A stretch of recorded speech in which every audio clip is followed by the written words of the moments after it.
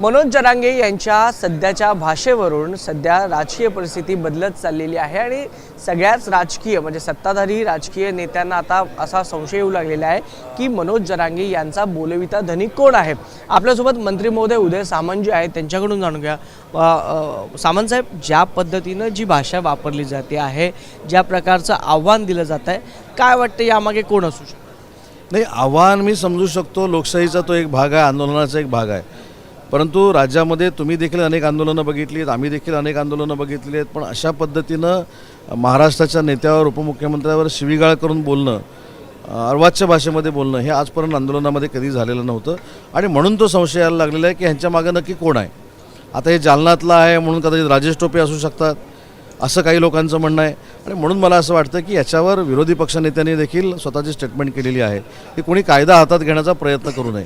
याचा अर्थ सगळ्यांना महाराष्ट्र शांत पाहिजे आणि महाराष्ट्र शांत करत असताना आंदोलनकर्त्यांनी देखील समजून घेतलं पाहिजे की जर मागण्या मान्य होत आहेत तर आंदोलन कशासाठी।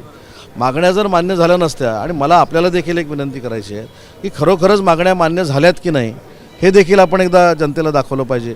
10% आरक्षणाची मागणी मान्य झालेली आहे, निजामकालीन नोंदी देण्याच्या मागण्या मान्य झालेल्या आहेत। मग असं असताना शिंदे समितीची मुदतवाढ मान्य झालेली आहे, मग असं सगळं असताना आंदोलन कशासाठी हे माझ्यासारख्या कार्यकर्त्याला प्रश्न पडतो। सहकारी भरतशेठ गोगावले असं म्हणतात की या आंदोलनामागे शरद पवार आणि ठाकरे कुटुंबियांचा हात असू शकतो, कारण का त्यांना दोघांना एकनाथ शिंदेना पराभूत करणं जमलं नाही तर मनोज जरांगेंच्या खांद्यावर बंदूक ठेवून हे केलं। मी सांगितलं ना, कालपर्यंत आपल्या सगळ्यांना असं वाटत होतं की हे जे आरक्षणाची मागणी आहे ती एका कुठच्या तरी व्यवस्थित पाईपलाईनमधनं जाते आणि ती मागणी पूर्ण होते। पण काल मनोज जरांगेंची पत्रकार परिषद बघितल्यानंतर असं नक्कीच वाटतं की अशा पद्धतीनं राजकीय म्हणजे कोणी कोणाला जे भाषणामध्ये आपण बोलतो, जे विरोधकांच्या भाषणामध्ये बोलतो ते भाषणातनं जर असं या ठिकाणी व्हायला लागलं तर मला असं वाटतं की हे राजकीय आहे असा भास होतो ना।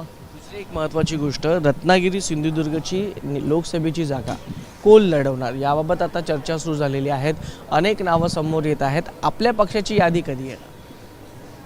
मी अनेकदा सांगितलेलं आहे की ज्या ठिकाणी शिवसेना लढली आणि काही आमचे सहकारी आमच्यासोबत आले नाहीत तिथं देखील शिवसेनेचा दावा आहे आणि रत्नागिरी सिंधुदुर्ग जागा ही शिवसेनेनं लढलेली असल्यामुळं तिथं 100% शिवसेनेचाच दावा आहे।